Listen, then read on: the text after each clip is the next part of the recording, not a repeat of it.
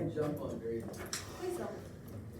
Okay, guys, I'm gonna teach you today about how to say what you have to do or what has to be done in general, but you may not necessarily do it. The first expression we're gonna learn is it's general obligation. So expressing general obligation. That means something needs to be done, but there's no specific person that has to do it. And the way you do that is with the word I plus the word K, followed by the infinitive verb. So when I'm talking about the infinitive verb, I'm talking about the form of the verb that means to do something. Okay, you have a bunch of infinitive verbs in your vocabulary list that are chore words. Like to clean the bathroom, to dust the furniture, to sweep the floor. See?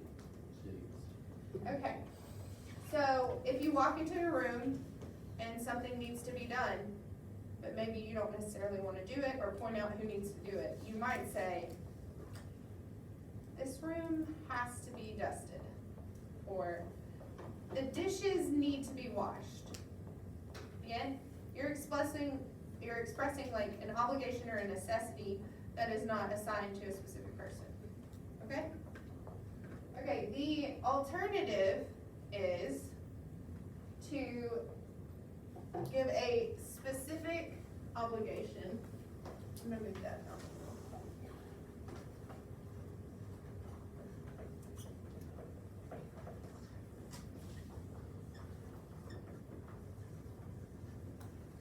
So a specific person needs to do something. For that, you're gonna use the verb tener,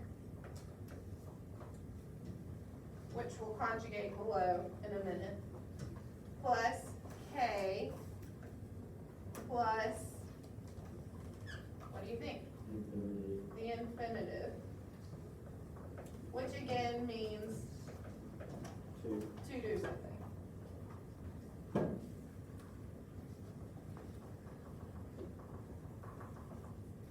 Also with this, you're going to, 9 times out of 10, have a subject that comes before your verb, because you're gonna say who specifically has to do it. All right, so when we're conjugating tener,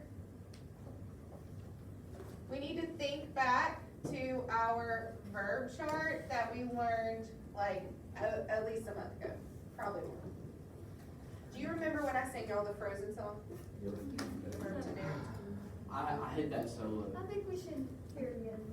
Okay, so when we're conjugating tener, we think of let it go. Okay? Remember? We had yo, tango, right?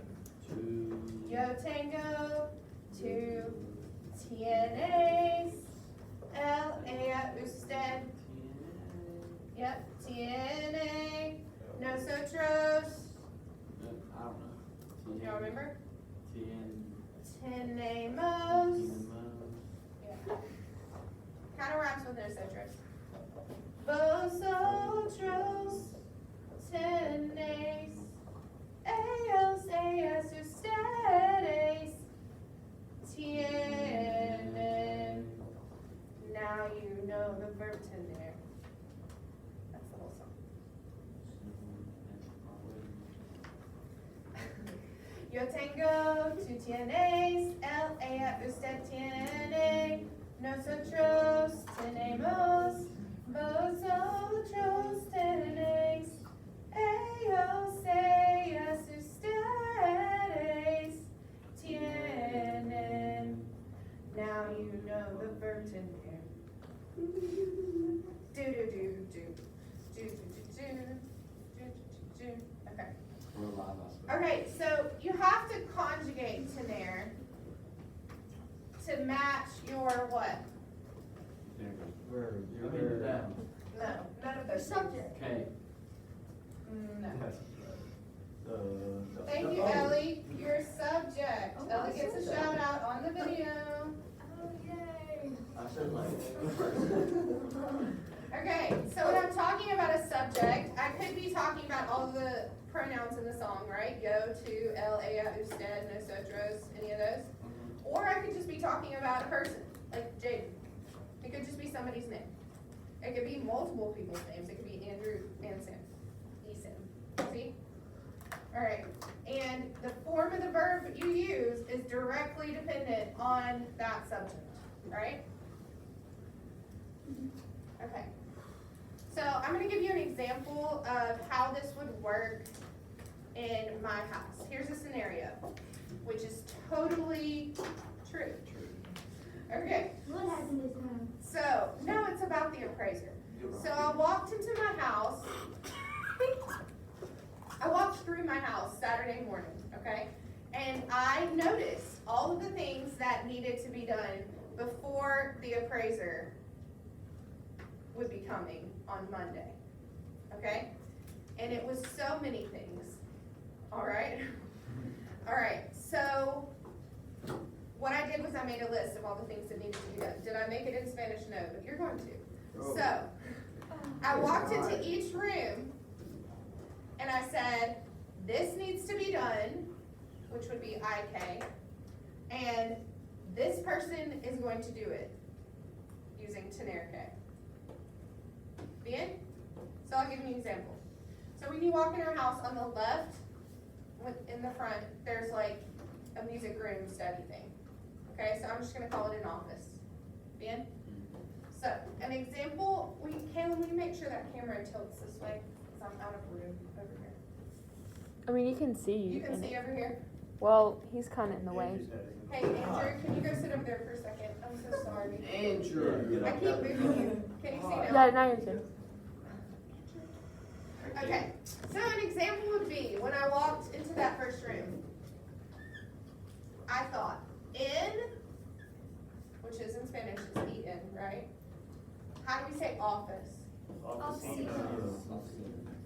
La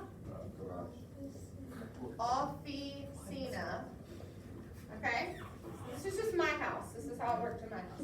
In la oficina, comma, IK blank. What had to be done? Okay, in my office, the books needed to be organized. Do y'all remember how to say, like, organized from your vocabulary?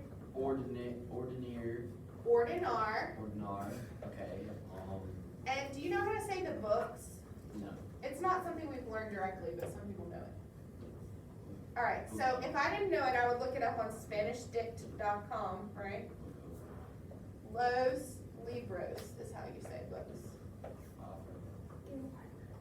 Okay, and the books that were all disorganized were Dr. Cook's music books. Okay. So he's doing So he's gonna have to clean it up, What a man. even though secretly I did clean it up. He had other chores, but in my mind I thought, Dr. Cook has to clean this up. So, I said, Profe, which is kind of like professor or doctor. Profe Cook, I want to say, has to, how do I say that? Which form of tener would go with he has to? TNA. TNA, because we're talking about him. Remember, TNAs would be talking directly to him. Okay, this is second person, this is third person about him. So Dr. Cook is a he, so he has to. Profe Cook, TNA, K, and then rather than repeating ordinar los libros and sounding all repetitive, we're gonna say do it. He has to do that job. Just do And the way that you say Dr. Cook has to do it, he has to clean the books, is one word, and it's hacer, which is to do or to make, attached to lo, which means it. He has to do it. See, so the whole thing is, I'm walking into the room, I walk into the office and I see the messy music books everywhere. And I say, en la oficina hay que ordenar los libros. Profe Cook tiene que hacerlo. Bien? Muy mal. Muy mal. Okay, so here is your job. You're gonna pretend you're a mom or dad and you own your house that you live in right now. Okay, pretend you're your parent. All right. You're walking through your house. You're surveying, investigating, looking at each room, and you're thinking what needs to be done and who in your household is gonna do it. Bien? So you're gonna follow this model, and you guys are going to escribir. Not if that is. Okay, I'm gonna tell you. Escribir means to write. Describe. Like a scribe, yes. Or like scribble. See? You guys are going to write these two sentences, so like sentence A and sentence B, right? Using IK and tener K, alright? For each major room in your house. Exclusions are, you only have to do one bathroom. You only have to do one closet.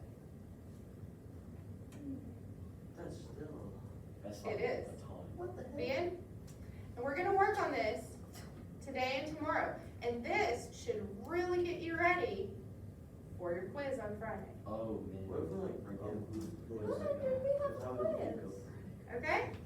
It's a room. Alright, I will give you a worthy amount of points for doing this. What's the worthy assignment. amount? Worthy. 400. It's gonna Worthy. depend. 400. Have it, hey, we're gonna save questions for after I turn the video off, okay? Yes. Alright, so you will get plenty of points for doing all of this work, alright? Your job needs to be focusing on doing the work so that you get the points and so that you're prepared for your quiz on Friday. Okay? Alright, Kaylin, we're gonna turn the video off. Hasta luego.